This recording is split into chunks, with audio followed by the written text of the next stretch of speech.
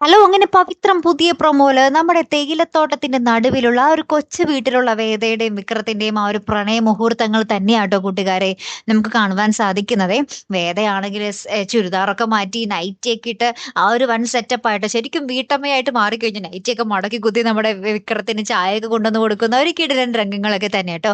പിന്നെ ഏറ്റവും വലിയ ഹൈലൈറ്റ് എന്താന്ന് വെച്ചാല് നമ്മുടെ വേദയും വിക്രവും അവരുടെ ജോലി ചെയ്യുന്ന അതായത് തേയില നുള്ളാൻ ചേച്ചിമാരുണ്ടാവുമല്ലോ അവരുടെ ഇടയിലോട്ട് ഇറങ്ങി ഇവരും തേയിലയൊക്കെ നുള്ളി എന്താ പറയാ പണിയെടുത്ത് കാശുണ്ടാക്കി അതില് കഷ്ടപ്പെട്ട് ജീവിക്കുകയൊക്കെ ചെയ്യുവാട്ടോ. അപ്പൊ ഭയങ്കര രസകരമായിട്ടുള്ള ഒരു ജീവിതം.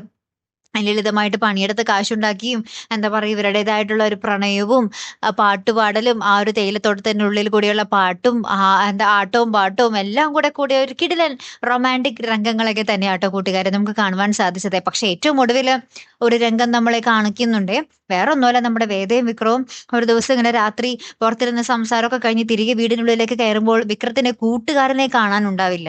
എന്നിട്ട് ഇവര് രാത്രിക്ക് രാത്രി രണ്ടുപേരും 2 സ്ഥലത്തേക്ക് ഈ തേയിലത്തോട്ടത്തിന്റെ ഉള്ളിൽ കൂടെ ആ കൂട്ടുകാരൻ അന്വേഷിച്ച് ഇങ്ങനെ എന്താ പറയാ ഭയങ്കര സങ്കടപ്പെട്ട് ഇങ്ങനെ ഓടി നടന്ന് അന്വേഷിക്കുന്ന ഒരു രംഗങ്ങളാണ് ഏറ്റവും ഒടുവിൽ കാണുവാൻ സാധിച്ചത്.